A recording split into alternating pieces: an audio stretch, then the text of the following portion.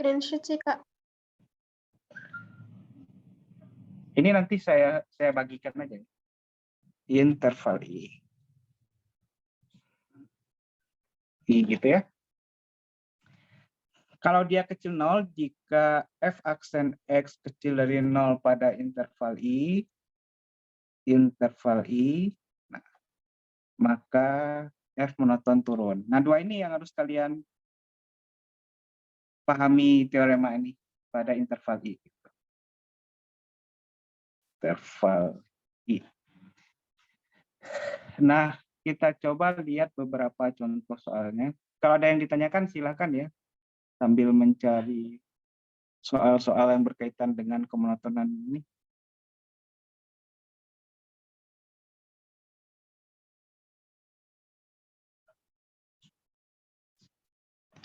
Oh, yang ini soal ini nggak ada.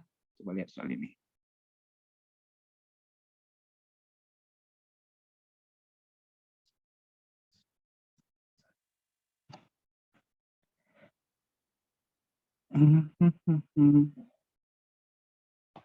Juga nggak pernah ditanya kemonotonan gitu ya.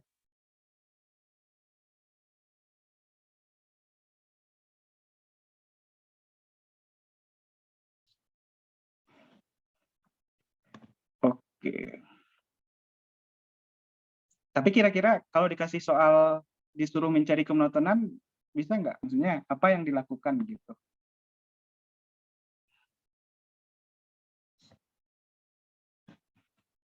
Mencari turunannya, kemudian cari himpunan penyelesaiannya gitu. Apa ini perlu dikasih contoh soal gitu? Kalau perlu saya ambil dari tutorial. Boleh, Kak. Oke.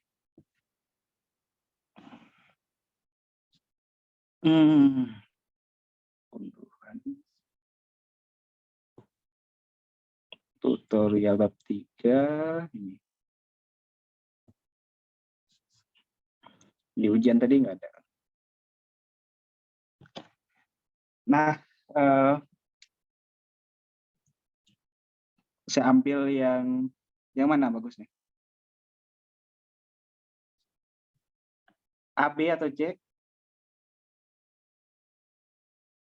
B, Kak. Oke, B.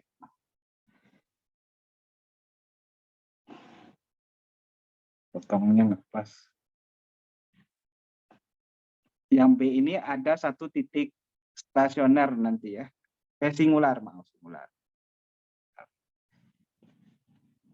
Saya potong semua aja deh.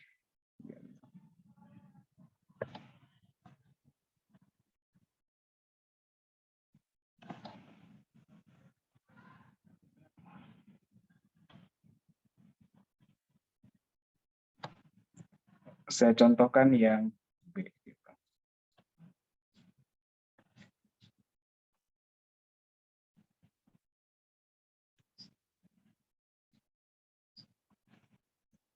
Ini yang B ya, yang B. Nah, kita mau mencari selang kemonotonannya. Cari dulu G aksen X-nya. G aksen X itu kan sama dengan 3/2 X kuadrat kurang. Nah, ini kalau kita turunkan hasilnya 3/2 akar X gitu ya. Nah, coba lihat. Ini ada pembagian dengan X pas diturunkan. Berarti pada saat X sama dengan 0 itu tidak masuk definisi ya gitu. Nggak terdefinisi dia turunannya gitu. Berarti pada saat X sama dengan 0 itu nanti dia masuk ke titik yang pemecahnya. Kan kita mau cari kapan ini besar dari 0 atau kecil dari 0 gitu ya. Nah, berarti kan gini, G aksen X itu sama dengan, coba disamakan penyebutnya jadinya 3/2 X kuadrat akar X dikurangi 3 gitu. Yang di bawahnya jadi 2 akar X gitu ya. 2 akar X. Nah, sekarang kapan ini 0 gitu. Yang di bawah 0 itu kan pada saat 0 gitu ya. Jadi titik pemecahnya X1 sama dengan 0 gitu. Kemudian lihat lagi yang di pembilang yang bagian atas ini kapan dia 0 gitu. Nah, kalau kita lihat dia 0 ini terjadi pada saat 1 ya. X2 sama dengan 1 gitu. Nah, baru kita gambar nanti ini garis bilangan gitu. Gambar garis bilangan di sini 0, di sini 1. Lakukan uji. Pada saat di antara 0 sampai 1 tandanya gimana? Kalau kita uji nanti setengah kuadrat itu 1/4 dikali akar setengah 3 kali ini. Kalau ketika setengah kita masukkan itu akan lebih kecil dari 3 ini gitu. Berarti di sini negatif nanti. Kalau X-nya lebih besar dari 3 gitu ya. Kalau X-nya lebih besar dari 3, nah di sini positif. Mungkinkah X-nya kecil dari 0? Nah, nggak mungkin. Jadi perlu cari DF-nya dulu gitu ya. Jadi kalau ada soal seperti ini, perlu dilihat DF-nya dulu apa. DF sama dengan X bilangan real di mana X-nya harus besar atau sama dari 0. Nah, berarti kapan dia naik ini? Dia naik pada saat 1 sampai tak hingga, turun pada saat 0 sampai 1. Jadi jawabannya gini,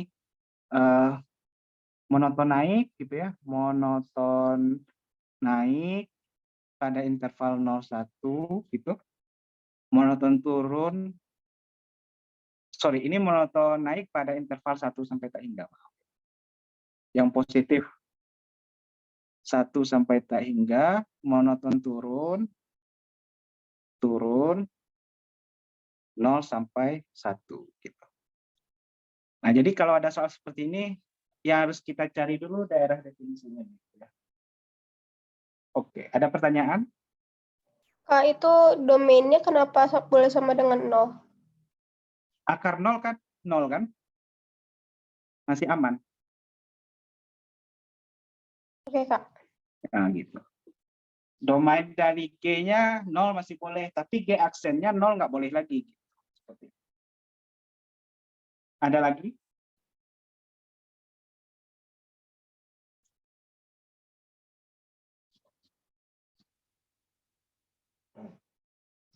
Oke, saya anggap tidak ada ya. Nah, yang ada keluar soal ujiannya justru yang ini. Nilai ekstrim lokal atau global gitu ya. Nilai ekstrim lokal atau global. 3. Nilai ekstrim lokal atau global gitu. Nah, kalau kita gambar ya secara intuisi gitu. Apa sih yang dimaksud dengan ekstrim lokal dan ekstrim global? Nah, kalau saya gambar gitu. Nah, gini. Yang namanya ekstrim lokal gitu ya. Yang ekstrim lokal itu yang di sekitarnya itu dia paling maksimum gitu. Jadi saya ambil sedikit aja gitu ya daerahnya gitu, itu yang paling maksimum. Kalau saya ambil di sini misalnya ini juga masuk ekstrim lokal gitu. Nah, ini yang paling besar gitu. Nah, kalau di antara ini kalau saya ambil dikit suatu daerah itu juga yang paling besar gitu. Saya ambil dikit daerah di sini, itu yang paling besar. Nah, itulah yang dinamakan dengan nilai ekstrim lokal. Kalau global apa? Global itu di semua daerah definisi, misalnya daerah definisinya dari sini sampai sini nih, di semua daerah definisi dia yang paling besar untuk nilai maksimum global, dan di semua daerah definisi dia yang paling kecil untuk minimum global gitu. Nah, itu secara intuisi definisinya seperti itu. Nah, ada 2 uji yang harus kalian tahu gitu ya. Yang pertama itu uji turunan pertama gitu. Uji turunan pertama itu bunyinya apa? Misalkan F mempunyai X sama dengan C sebagai ya, sebagai titik stasioner atau singular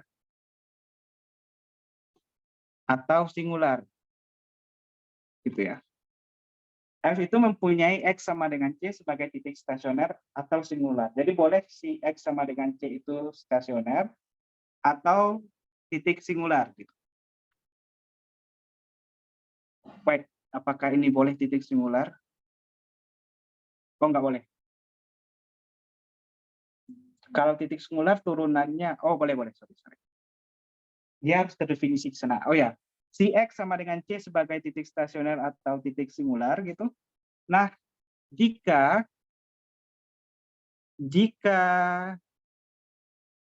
F aksen X ya kecil dari, jadi bahasanya nggak usah inilah ya, jika F naik gitu ya, naik pada saat X kecil C kemudian turun untuk X besar C gitu, maka FC itu adalah awalnya dia naik gitu ya, awalnya dia naik kemudian turun, maka si FC adalah nilai maksimum lokal gitu, lokal gitu. Kalau apa? Kalau sebaliknya jika F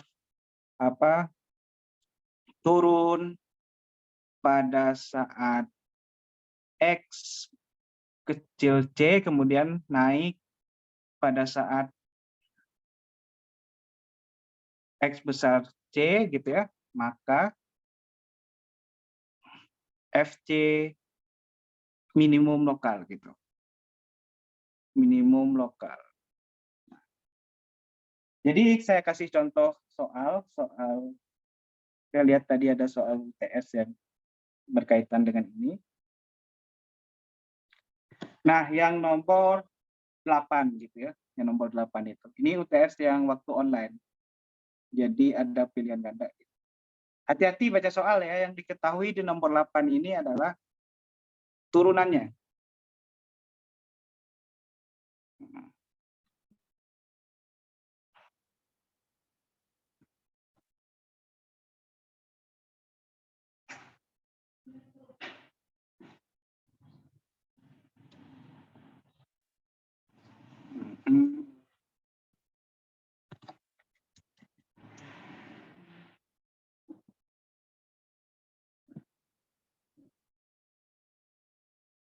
Gitu.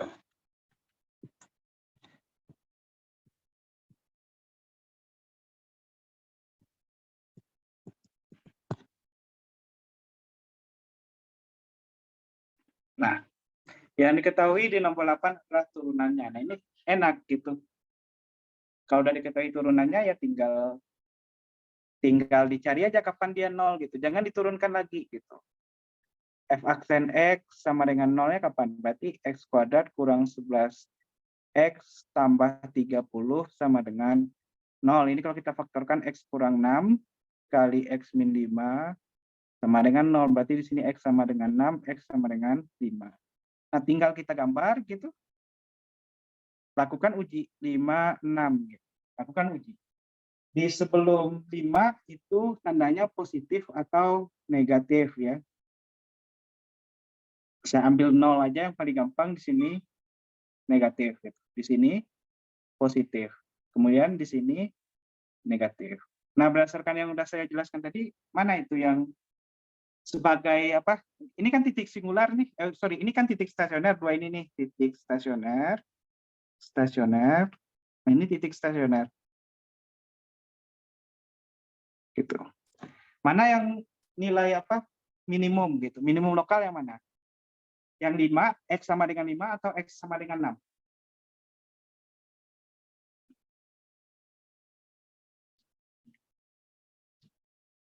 6? Halo? Yang 6. Yang 6. Oke. Kita mau menentukan yang minimum lokal. Turun, naik, turun. Udah kelihatan yang minimum lokal? 5. Oke, berarti jadi X sama dengan 5 adalah minimum lokal gitu. Seperti itu. Ada pertanyaan? Hati-hati baca soal ya. Kadang soal itu turunannya yang dikasih tahu gitu. Jangan diturunkan lagi, jadi salah nanti. Bisa lanjut ke materi selanjutnya?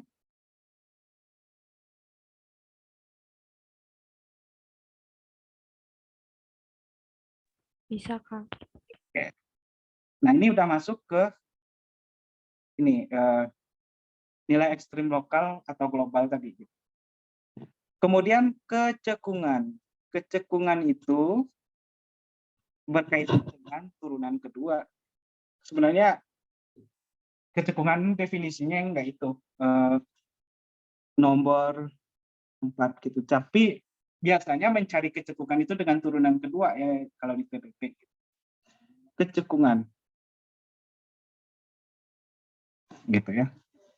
Kecekungan itu berkaitan dengan apa? Turunan pertama gitu. Kalau turunan pertama itu selalu naik pada interval I itu dinamakan cekung ke atas gitu ya. Jadi definisi cekung ke atas itu jika f aksen x naik gitu ya pada interval I, maka f cekung ke atas gitu. Gitu. Nah, ini definisi cekung ke atas.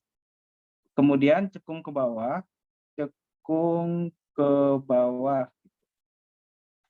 jika f aksen x turun pada interval I. Pada interval I. Maka f cekung ke bawah gitu. Cekung ke bawah.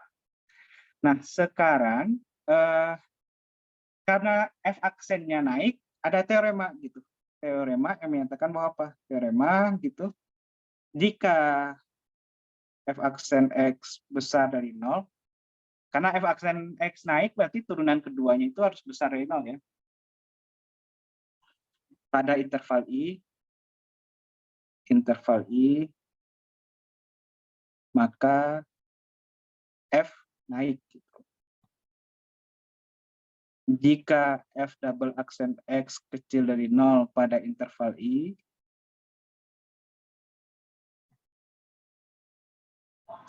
maka f turun. Wah, saya ada kelupaan satu. Ini ada satu teorema lagi ya yang harus saya jelaskan. Ini kan baru uji turunan pertama nih, yang kedua adalah uji turunan kedua. Uji turunan kedua gitu ya. Syaratnya fungsinya harus terdiferensialkan 2 kali gitu. Jika x sama dengan c titik stasioner gitu ya, harus titik stasioner, nggak boleh singular. Dan syaratnya x sama dengan c harus stasioner dan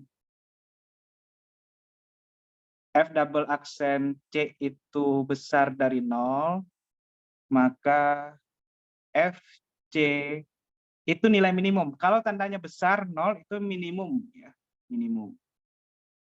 Kalau sama c harus titik stasioner juga, stasioner. Titik stasioner dan f double aksen c kecil dari 0, maka nilai fc itu adalah maksimum gitu. Max. Nah, bisa kita aplikasikan di soal ini. Ini kan pakai uji turunan pertama kita dapat x sama dengan 5 itu adalah minimum, sedangkan x sama dengan 6 itu adalah maksimum. Nah, ini yang pakai uji turunan kedua ya. Uji turunan kedua. turunan kedua. Boleh kalian pakai salah satu, mana yang mudah gitu. Nah, ini kalau kita turunkan sekali lagi, itu dapatnya berapa nih? 2x min 11. Ketika kita masukkan 5 gitu, tandanya positif atau negatif? Wait. Apakah saya melakukan kesalahan?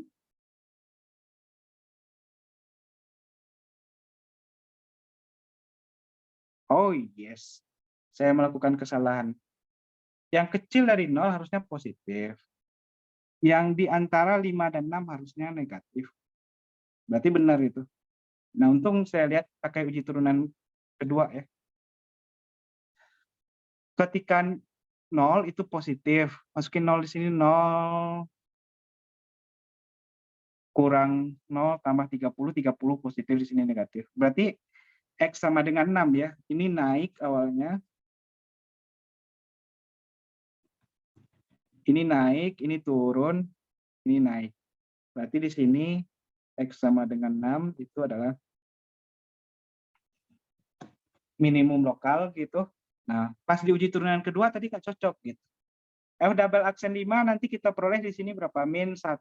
Dan ini kecil dari 0. Jadi X sama dengan 5 itu, F5 itu harusnya minimum lokal gitu ya. F5 minimum lokal. Sorry. F5 maksimum lokal gitu. Kalau F double aksen 6 diuji gitu sama dengan berapa ini? 1. Dan ini besar dari 0. Berarti di sini F6 minimum lokal. Baru pas. Bisa nih uji turunan kedua agak kebalik ya. Kalau turunan C-nya besar dari 0, justru FC-nya minimum gitu. Kalau turunan kedua di titik C-nya itu kecil dari 0, justru si FC-nya maksimum gitu. Gimana nih? Maaf tadi saya kelupaan. Kalau tidak ada yang bertanya, saya lanjutkan ini ya. Kembali lagi ke kecekungan. Yaitu materinya cekung ke atas dan cekung ke bawah. Definisinya, cekung ke atas itu interval di mana turunan pertamanya naik. Cekung ke bawah interval di mana turunan pertamanya turun gitu ya. Jadi jika F double aksen X-nya besar dari 0 pada interval I, maka F naik. Jika double aksen X-nya kecil dari 0 pada interval I, maka F turun. Nah, pada apa? Mungkin saya lanjutkan ke titik belok langsung aja. Titik belok gitu. Titik belok. Titik belok. Titik belok adalah definisinya, titik belok itu titik di mana terjadi perubahan kecekungan.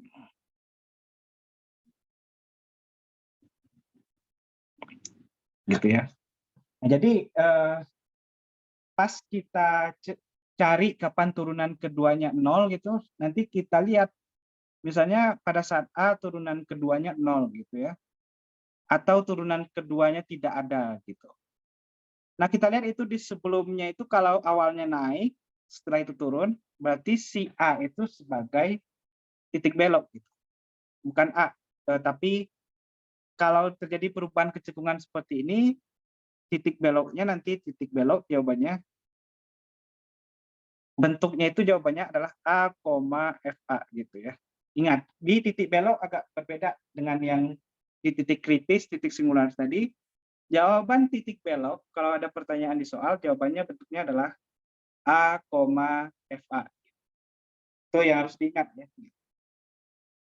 Nah, kita coba lihat contoh soal ujian gitu. Nah, yang nomor 3 ini. Nomor 3. Saya cut di sini.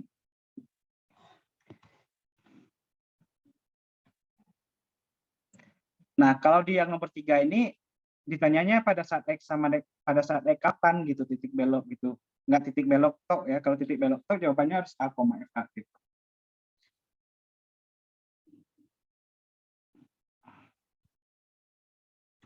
Nah,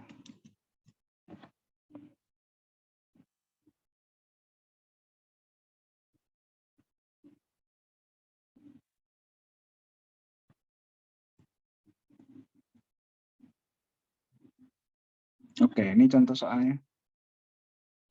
Titik belok fx sama dengan min 2x pangkat 3 adalah apa gitu. Yang pertama kita lihat bahwa df-nya itu jelas bilangan real ya. df itu jelas sama dengan bilangan real gitu. Apapun bilangan real itu akan mengakibatkan si fungsi ini real. Kemudian yang perlu dicari kalau kita ditanya titik belok, turunan fungsi keduanya. Min 6x kuadrat tambah 6x tambah 5 gitu. F double aksen x nanti diperoleh min 12x tambah 6. Gitu. Nah, kapan ini sama dengan 0? Kapan ini sama dengan 0 itu pada saat X sama dengan setengah. Apakah setengah langsung jadi titik belok? Bisa jadi tidak gitu. Kita uji dulu gitu ya. Di sebelum setengah turunan keduanya tandanya positif atau negatif. Paling gampang ujinya ambil 0. Kalau kita uji 0 min 12 kali 0 tambah 6 itu adalah 6 berarti positif. Kalau di setelah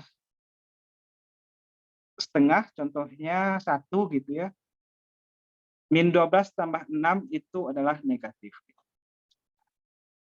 Jadi benar ini titik belok terjadi pada saat X sama dengan setengah. Gitu. Karena terjadi perubahan kecekungan tadi awalnya ke atas kemudian ke bawah. Jadi X sama dengan setengah absis dari titik belok gitu ya. Absis dari titik belok. Gitu. Jadi jawabannya adalah X sama dengan setengah. Ada pertanyaan? Mau tanya Kak, Iya. berarti titik belok itu bisa dari naik terus ke naik juga tapi dia belok gitu. Bisa Kalau nggak Kak? dari naik ke naik nggak boleh.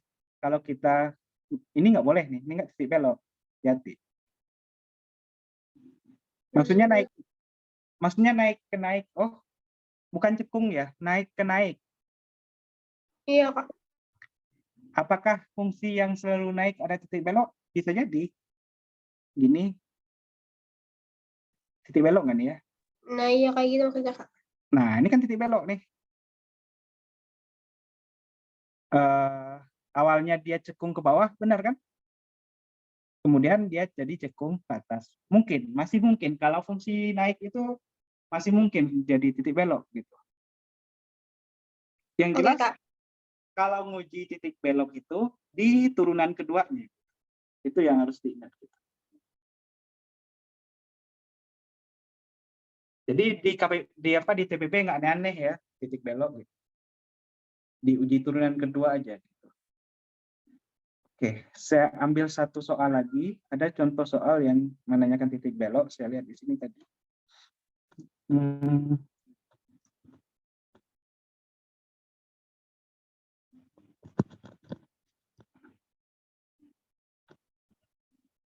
Itu yang nomor 6. Mau nyoba nggak? Mau nyoba sendiri nggak? Yang nomor berapa Kak? Nomor 6. Ini soal ujian tahun berapa ini? Tahun 2017.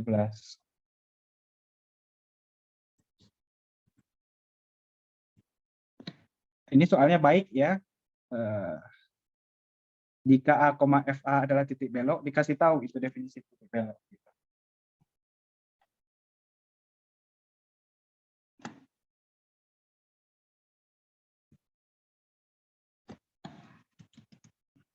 Coba cari berapa A-nya yang memenuhi.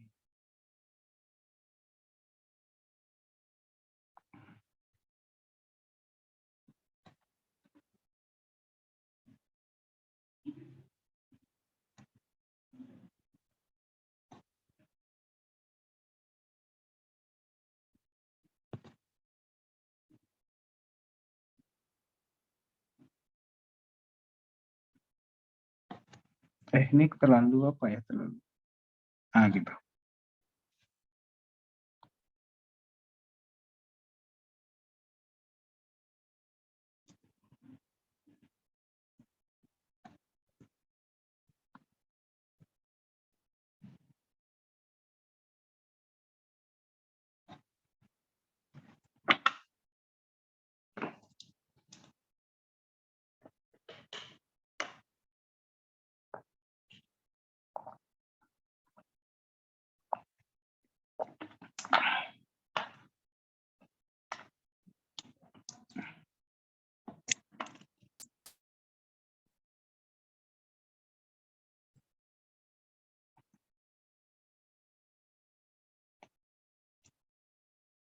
Udah ada yang nemu berapa titik beloknya?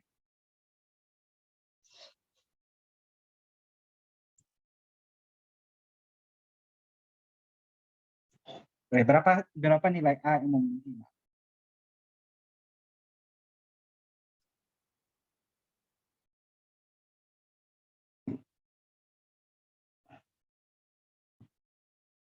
Sepertiga sama 1 kan, Kak?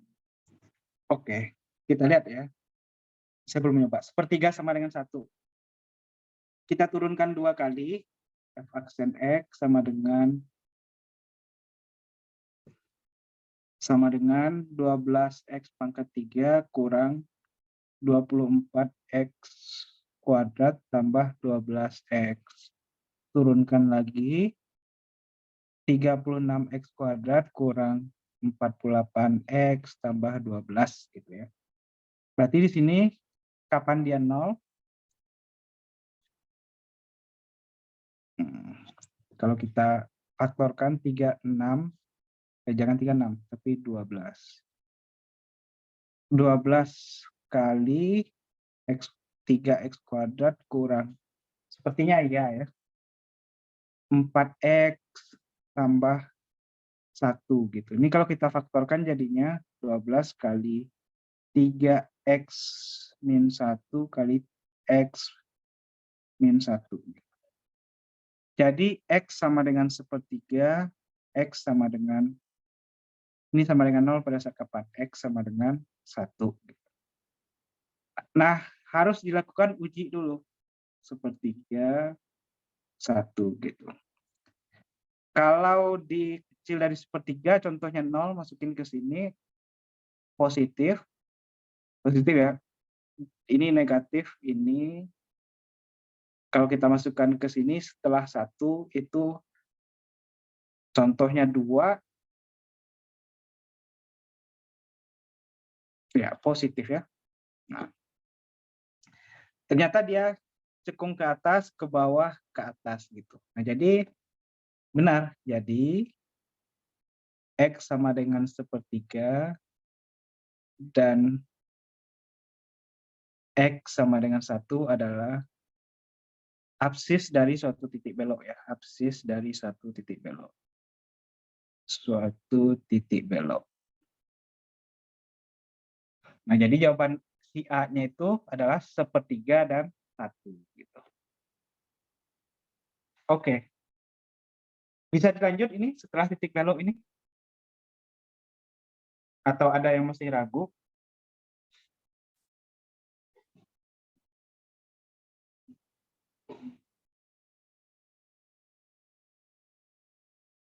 Lanjut, Kak. Oke, lanjut.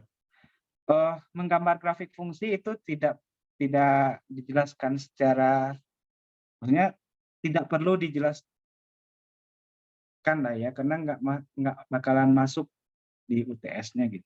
Ini mau persiapan UTS atau mau persiapan apa sih? Biasanya jarang ditanya gitu, menggambar grafik fungsi gitu. Menggambar grafik fungsi, tapi kalian harus tahu materinya gitu. Karena ini proses yang panjang, menggambar grafik fungsi. Saya perlu jelaskan cara-caranya aja gitu ya. Nah, menggambar grafik fungsi yang pertama yang harus kalian lakukan itu adalah menentukan domain dari fungsi. Gitu ya. Domain fungsi, saya fungsi f, kita mau gambar gitu. Domainnya ini kapan sih si fungsi f itu bernilai real gitu. Nah, kalian perlu tahu gitu. Yang kedua, kalian perlu mencari titik potong dengan sumbu X dan sumbu Y. Kalau mudah mencarinya, kalau susah nggak usah. Gitu. Titik potong dengan sumbu koordinat.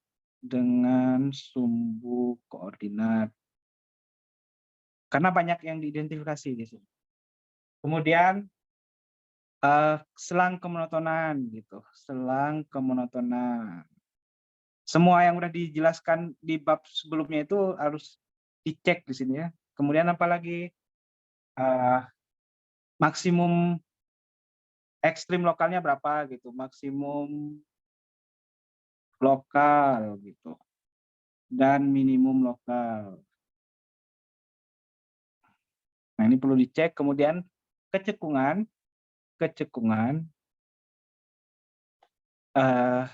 dan titik belok gitu ya, titik belok. Kemudian yang perlu ditentukan lagi itu, yang perlu dilihat itu adalah asimptot. Asimptot datar dan asimptot tegak. Kemudian apalagi ya? Sepertinya itu aja. Nggak apa-apa deh saya contohkan satu soal gitu. Tapi nggak dari soal ujian, karena jarang soal ujian ini. Bahkan hampir nggak pernah. Nggak ada menggambar grafik fungsi di ujian. Tapi dari soal tutor aja.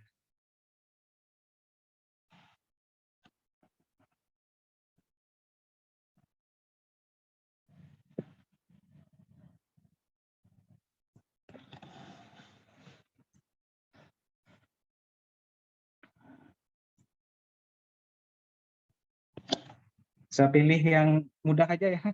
Yang apa yang turunannya itu nggak banyak sekali. Yang C gimana ya?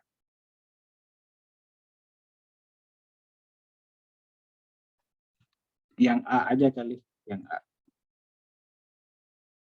Yang B, C, D kalau mau memahami lebih lanjut boleh itu dipelajari. Tapi yang semua item yang saya sebutkan tadi harus dicari gitu.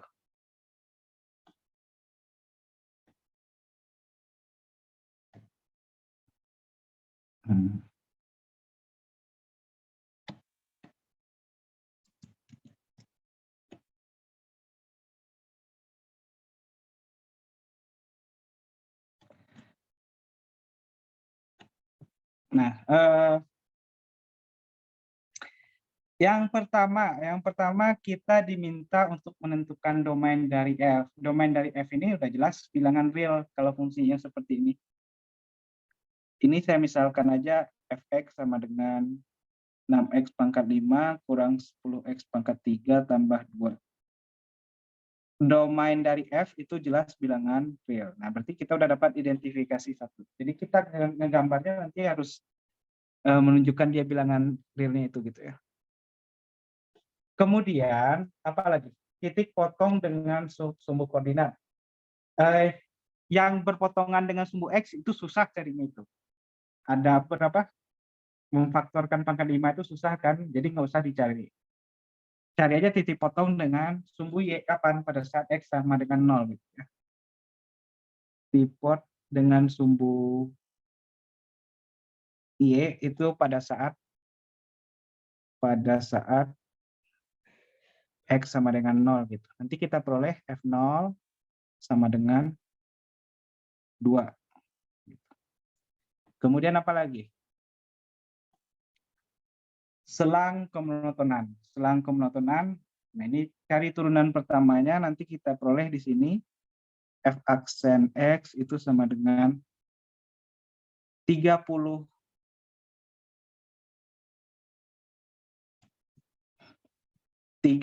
X pangkat 4 kurang 30X kuadrat. Nah, ini kalau kita faktorkan jadinya 30 kali X kuadratnya bisa ditarik, X kuadrat min 1. Berarti di sini 30X kuadrat kali X min 1 kali X plus 1. Kapan dia sama dengan 0? Pada saat sama dengan 0 pada saat X1 sama dengan 1, kemudian X2 sama dengan min 1. Nah, berarti di sini kita punya 2 titik pemecah, yaitu min 1 dan 1. Kita lakukan uji di antara min 1 dan 1. Kalau di antara min 1 dan 1, contohnya 0. 0 ya juga ya, maaf. 0 ya juga. Ya. X3 sama dengan 0 ya juga. Kita uji di antara min 1 dan 0. Contohnya min setengah. Kalau diuji di min setengah nanti dapat negatif di sini. Negatif juga. Silakan diuji.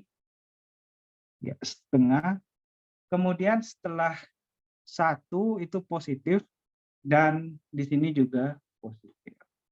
Nah, jadi kapan dia naik? Jadi dia naik pada interval ini, kemudian dia turun lagi, kemudian naik lagi. Gitu. Jadi monoton naik pada interval apa? Pada interval monoton naik pada interval min tak hingga, min 1 gabung 1, tak hingga gitu ya. Monoton turun. Nah, monoton turun pada saat berapa itu? Min 1,0 gabung 0,1. Oke, itu adalah selang kemonotonan. Maksimum lokal. Nah, maksimum lokalnya di mana itu? Maksimum lokal terjadi pada saat min 1. F-1 adalah F-1-nya berapa? Coba masukin min 1 ke sini. Min 6 tambah 10, 4 tambah 2, 6. F-1 itu adalah maksimum lokal. Awalnya naik ini, kemudian turun gitu adalah maksimum lokal. Maksimum lokal. Kemudian F1, F0 nggak usah ya, karena dia sama-sama turun gitu, berarti bukan maksimum atau minimum lokal gitu. Tapi di 1 perlu dilihat F1-nya berapa? F1 6 kurang 10 adalah min 4 tambah 2 adalah min 2 gitu. Berarti di sini minimum lokal gitu. Apalagi? Kecekungan dan titik belok gitu. Kecekungan dan titik belok. Nah, kecekungan dan titik belok kita turunkan sekali lagi dari ini gitu. 120 X pangkat 3 dikurangi 60X gitu. Sorry, saya nulisnya nggak lengkap-lengkap. Fx sama dengan 120X pangkat 3 kurang 60X gitu. Nah, ini kalau kita faktorkan 60 kali X-nya boleh ditarik keluar. X 2X kurang 1 gitu ya. Nah, nanti kita peroleh titik pencah ini X1 sama dengan 0, X2 sama dengan min setengah akar 2, kemudian nanti X3 sama dengan setengah akar 2. Nah, ini perlu digambar kapan dia cekung ke atas dan cekung ke bawah gitu. Nanti dapat di sini. Min setengah akar 2, 0 setengah akar 2. Nah, yang besar dari setengah akar 2 nanti harusnya di sini positif. Di antara 0 sampai setengah akar 2, saya ambil aja yang paling gampang 0,1 deh gitu. 0,1 kalau saya masukkan ke sini nanti hasilnya adalah negatif ya. Kalau di sini min 0,1 nanti positif, di sini negatif. Berarti di sini cekung ke bawah, cekung ke atas, cekung ke bawah, cekung ke atas. Berarti ada 3 titik belok di sini malahan.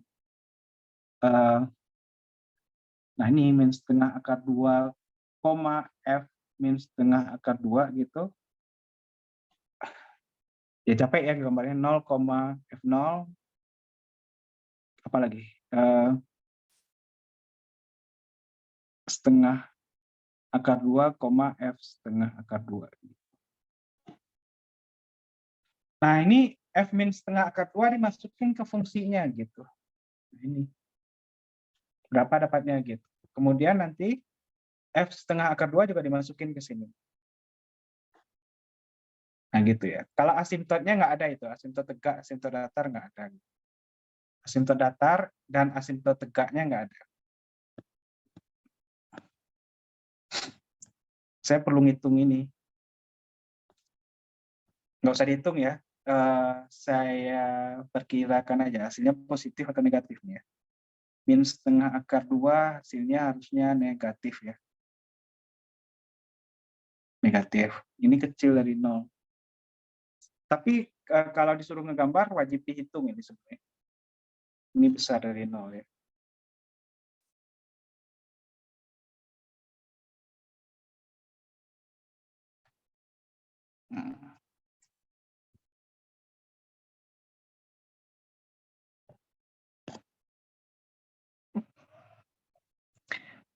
Nah, ini sebanyak ini gimana cara ngelihat?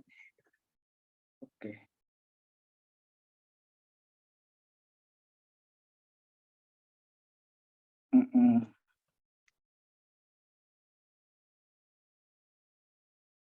Mungkin kita lanjutkan aja materinya ya.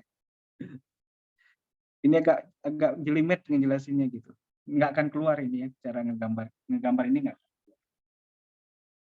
Iya, lanjut aja, Kak. Oke. Yang jelas kalian kalaupun keluar nanti kan tinggal di step akhirnya aja yang bingung gitu kan. Gitu. Jadi yang step itu tetap harus kalian pahami yang sepanjang itu tadi. Pas di menggambarnya itu tolong dipelajari lagi. Tapi saya yakin nggak keluar gitu. Soal cerita ini masalah pemodelan ya, maksimum minimum. Jadi saya langsung aja. Ini makai materi yang sudah dijelaskan sebelumnya gitu. Saya pakai aja soal-soal yang ada di sini. Nah, ini ada soal ini.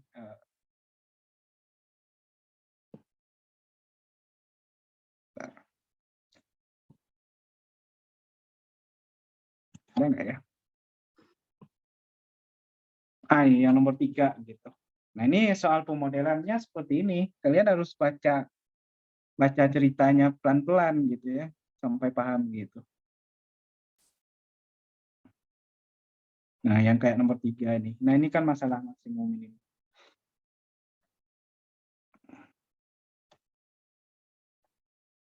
Gitu.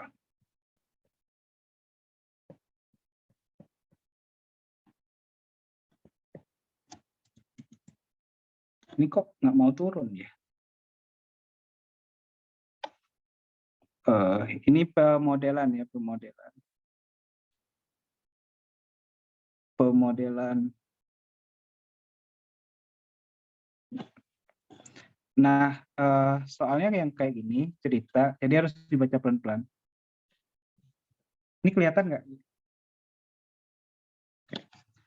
Diketahui lebar suatu sungai 9 meter. Jadi kita harus sketsa dari pernyataan pertama itu. Kalau bisa di sketsa langsung sketsa aja. Ini sungai, lebarnya adalah 9 gitu. Di suatu tepi sungai tersebut, pada titik A terdapat seekor buaya. Misalkan si buayanya di sini gitu. Titik B berada di tepi sungai. Tepat di seberang titik A. Berarti titik B-nya di sini. Apalagi?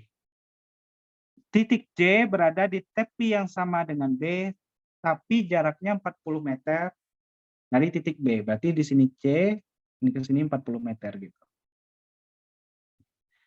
Kemudian buayanya berenang dengan kecepatan 5 meter per detik. V berenang buaya ya, berenang itu sama dengan 5 meter per second gitu. Buaya dapat berenang dengan kecepatan 4 meter per second gitu. 4 meter per second. Kemudian berlari 5 meter per second. Buaya akan berenang ke suatu titik D di antara B dan C. Jadi si buaya itu berenang di antara ini. dan yang berjarak X meter dari titik B. Jaraknya di sini X gitu. Asumsikan pada bagian tersebut sungai lurus. Tentukan TX yang menyatakan waktu buaya mencapai titik C dengan berenang ke titik D, kemudian berlari lagi ke titik C. Jadi dia berenang dulu ke sana gitu. Cari waktu berenang ke titik AD itu berapa, kemudian cari waktu berenang ke CD itu berapa. Jadi bisa misalkan misalkan gitu ya, TADX itu adalah waktu buaya berenang ke titik D gitu ya. Kemudian TDC itu waktu buaya berenang ke titik ini berenangnya dari A ke titik D. Buaya berenang dari D ke C gitu.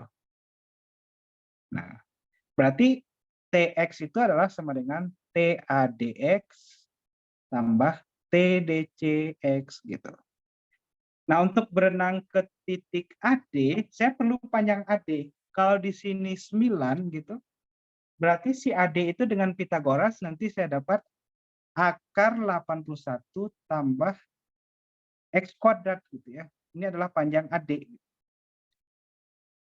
Nah, waktu dia sampai ke titik D dari A ke D itu berapa? Nah, lihat ini kecepatan renangnya. Kecepatan renangnya adalah 4 meter per detik gitu. Berarti di sini adalah waktunya adalah akar 81 plus X kuadrat dibagi berapa? Dibagi 4 gitu. Tambah. Nah, jarak D ke C itu kita bisa dengan mudah temukan karena C ke B jaraknya 40, DC itu adalah 40 kurang X gitu. Tambah 40 kurang X bagi 5 gitu. Nah, jadi udah kita peroleh fungsi TX-nya. Itu jawaban A selesai. Dapat kita modelkan, dapat pula jawabannya gitu ya. TX. X-nya berapa gitu ya. Dengan X berapa? Ada yang kurang. X-nya itu hanya bisa dari 0 gitu ya. Kalau 0 berarti dia nyebrang ke sini dulu sampai 40 gitu ya. Berarti ini 0,40. Nah, di sini ada titik batas ya. Titik batasnya 0 dan 40. Nah, kemudian kita diminta untuk menentukan nilai minimumnya gitu. Kalau untuk menentukan nilai minimum, kalau ada titik batas, itu harus diuji. Titik batas seperti yang bagian pertama tadi pada saat X sama dengan 0 dan X sama dengan 40. Mari kita uji di 0. Kalau kita uji di 0, kita akan dapat 91, akar 81 per 4 itu sama 9 per 4 tambah 40 per 5. Nah, jadi kalau saya hitung ini nilainya berapa itu? 9 bagi 4 berapa? 2, saya rasa nggak perlu dihitung. Saya ini kan saja 40 bagi 5, 8, berarti jadi dapat 41 bagi 5 gitu. Kalau T40 sama dengan akar 81 plus X kuadrat, per 40 kuadrat, 40 kuadrat bagi 4. Dan saya rasa T40 itu lebih besar dari ini gitu. Kan kita mau nilai minimal ya. Jadi kita coba banding-bandingkan dulu. Berarti nggak mungkin si T40 itu nilai yang paling kecil gitu. Jadi pilihannya T0 atau di titik stasioner yang mau kita cari setelah ini gitu. Kemudian apa lagi? Di titik stasioner gitu. Titik stasioner. Titik stasioner berarti T aksen X sama dengan 0. T aksen X sama dengan 0. Kita cari turunannya. Kalau ini kita cari turunannya, nanti kita peroleh ini. Turunan akar 81 plus X kuadrat itu adalah X bagi akar 81 plus X kuadrat. Karena ada bawahnya 4 tadi, Di sini 4. Kemudian turunan dari 40 kurang X itu adalah min 1/5 jadinya. 1/5. Ini sama dengan 0 gitu. Nah, untuk mencari solusi ini, coba kali silang 5X kurang 4 akar 81 plus X kuadrat. Di sini jadinya 20 akar 81 plus X kuadrat sama dengan 0. Nah, dia akan 0 kalau bagian yang di atasnya itu 0. Berarti bagian pembilangnya itu 0. 5X kurang 4 akar 81 plus X kuadrat itu harus sama dengan 0. Coba kita selesaikan. 5X sama dengan 4 akar 81 plus X kuadrat. Dikuadratkan kedua ruas, 25X kuadrat. 25X kuadrat sama dengan 16 kali 81 plus X kuadrat. Ini 25X kuadrat sama dengan 16 kali 81. Jangan dikali-kali, tambah 16X kuadrat. Karena ini nanti bisa disederhanakan. 16X kuadrat pindah ruas ke sana, ke sini. Gitu. Jadinya 9X kuadrat sama dengan 16 kali 81. Berarti X kuadrat sama dengan 16 kali 9. Nah, akibatnya X-nya sama dengan akar dari 16 kali 9 itu adalah 4 kali 3. Berarti X-nya sama dengan 12. Berarti X-nya bagus ya. 12 tepatnya. Tinggal diuji itu. T12 berapa? T12 sama dengan akar 81 plus 12 kuadrat dibagi 4 tambah 40 kurang 12 dibagi 5. Nah, ini kalau kita hitung 81 tambah 144 255 berarti di sini 15 bagi 4 tambah 40 kurang 12 itu sama dengan berapa? 28 bagi 5. 28 bagi 5.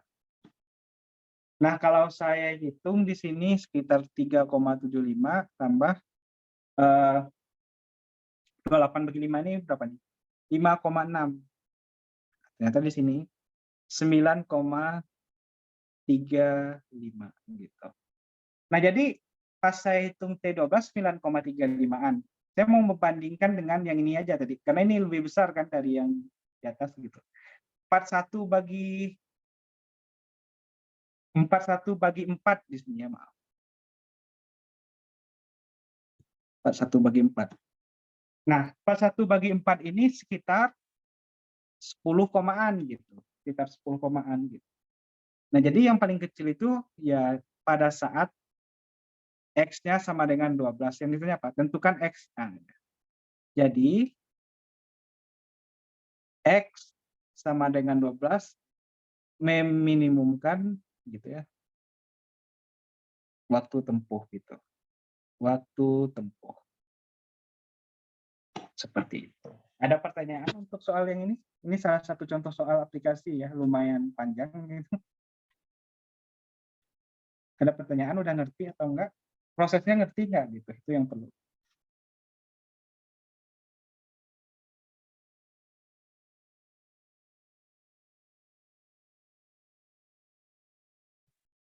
Ada lagi nggak yang maksimum minimum? Kalau nggak maksimum minimum itu laju berkaitan yang ditanyanya gitu. Nah, ini juga maksimum minimum. Tapi bagusnya kalian yang nyoba dulu gitu latihan. Pasti soalnya berkaitan dengan memodelkan. Nah, ini disuruh memodelkan L kuadrat gitu. Gimana memodelkan L kuadrat gitu. Karena materinya kan materi pemodelan, berarti ada kaitannya dengan bagaimana kalian memodelkan persoalannya gitu.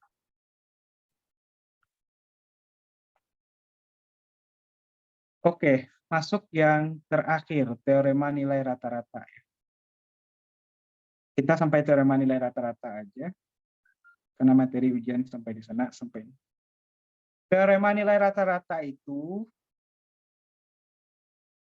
teorema nilai rata-rata, teorema nilai rata-rata. Ada dua syarat yang harus yang dipenuhi dulu. misalkan yang pertama F itu harus continue di A, B. Kemudian dan F terdiferensialkan di A, B gitu ya. Nah, bunyinya gini. Jika F continue di interval A, B dan F terdiferensialkan di A, B, terdapat gitu ya. Terdapat C anggota A, B sehingga gitu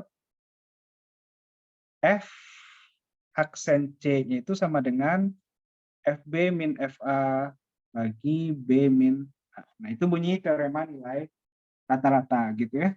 Nah, jadi makna secara geometrisnya apa nih teorema nilai rata-rata gitu. Makna secara geometrisnya gini. Kalau saya punya suatu fungsi gitu, dia terkontinu dan terdiferensialkan pada interval A sampai B gitu. Nah, yang ini kan berarti kemiringan garis ini, kemiringan garis ini gitu ya. Ini kemiringan garisnya. Nanti akan ada suatu C sehingga kemiringan garis singgung di titik C, FC itu sama dengan kemiringan garis yang melalui titik A, FA dan A, FB. Ini fungsi F misalnya. Gitu.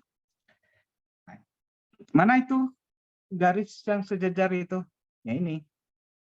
Nah ini. Nah ini adalah garis yang sejajar dengan apa? Dengan ini. Nah ini C-nya gitu. Mana C-nya? Ini C-nya gitu. Ada lagi yang sejajar dengan garis yang hitam itu? Ada lagi di sini. Enggak satu aja, boleh banyak ya. Jadi maksud dari teorema nilai rata-rata seperti itu. Nah di sini C yang kedua. Bisa saya lambangkan di sini misalnya C1. Jadi ada dua pilihan C. Kalau enggak di C1 atau di C. Gitu ya. Secara geometris seperti itu. Nah, kalau kita lihat di soal tutorial ya, di tutorial ini ada soal yang menanyakan secara geometris gimana gitu. Ini soal nomor 21 ini gitu ya. Kalau dilihat dari gambarnya fungsinya pasti terturunkan pada interval yang diberikan. Kenapa? Karena nggak ada yang tajam kan gitu. Nggak ada yang tajam dan nggak ada yang garis singgungnya menuju minta hingga atau negatif hingga. Jadi cara menentukan ini digambar garis gitu. Digambar garis ini gitu. A gitu.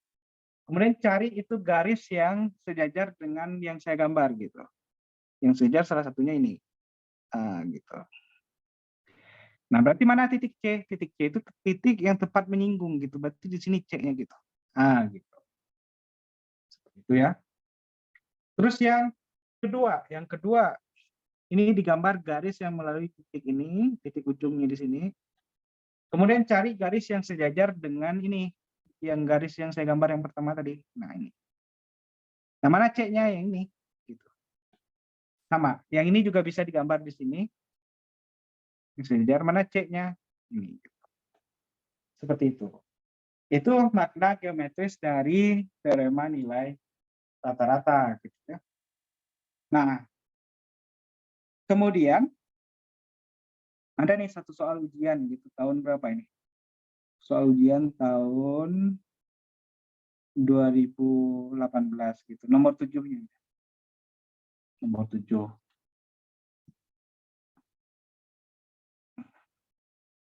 Nomor 7 saya kasih lihat di sini.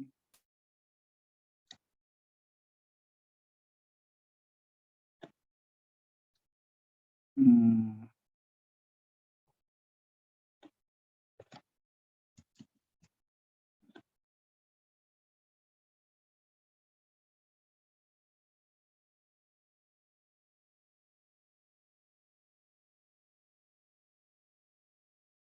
Nomor 7.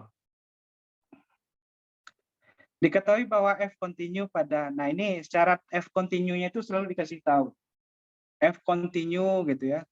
F continue di A, B dan terdiferensialkan di 0,5 gitu. F terdiferensialkan di A, B gitu. Misalkan F aksen X kecil sama 1 untuk setiap X di selang 0,5 dan F0 sama dengan min 2. Dikasih tahu bahkan dengan teorema nilai rata-rata, tentukan nilai terbesar yang mungkin untuk F5 gitu. Nah, berarti kalau kita pakai teorema rata-rata, karena syarat si F continue dan terdiferensialkan itu sudah dikasih gitu, berarti nanti F5 kurang F. Jadi nanti gini, karena hipotesis namanya, karena hipotesis teorema nilai rata-rata terpenuhi ya. Hipotesis yang saya maksud yang ini. Nilai rata-rata terpenuhi, maka gitu ya, maka terdapat C anggota A, B sehingga bukan A, B lagi. Udah dikasih nilainya berapa? 0,5 sehingga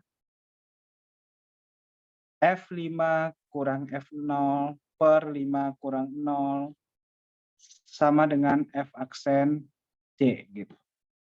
Nah, kemudian apa yang diketahui bisa lagi? Karena F0-nya sama dengan min 2. F5 kurang 2 kurang min 2 itu jadi plus 2 gitu. Bagi 5.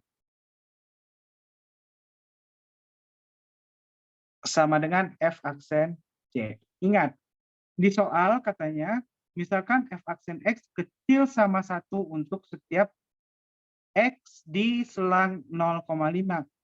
C itu di selang 0,5 juga. Berarti si F aksen C ini harus kecil sama 1. Ini kan berdasarkan soal nih. Misalkan F aksen X kecil sama 1 untuk setiap X di selang 0,5. Berarti di sini F5 tambah 2 bagi 5 sama dengan F aksen C itu harus kecil sama 1.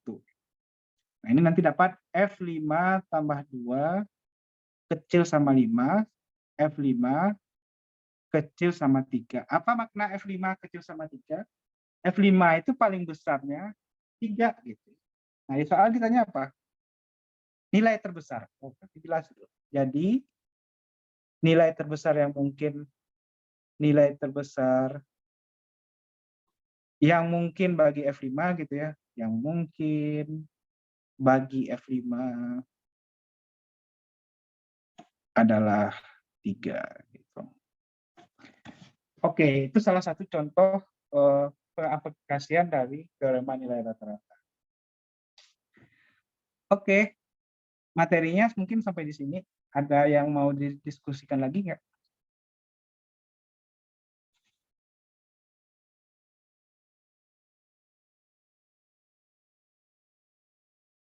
Halo? Dari saya nggak ada, Kak. Oke. Ini saya share ke grup nggak? Boleh, Saya Kak. share. Oke, saya share aja nanti ya. Oke. Kalau tidak ada, gimana? Tutup.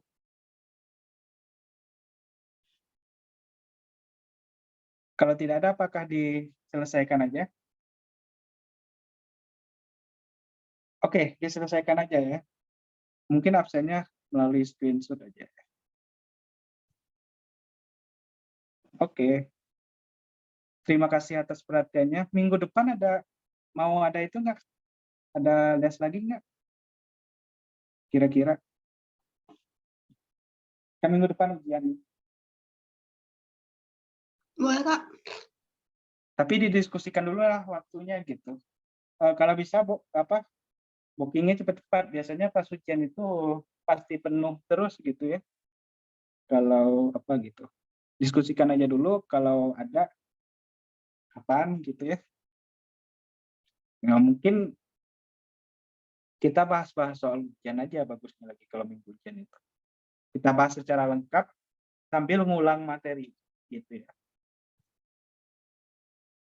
Oke, saya cukupkan di sini ya.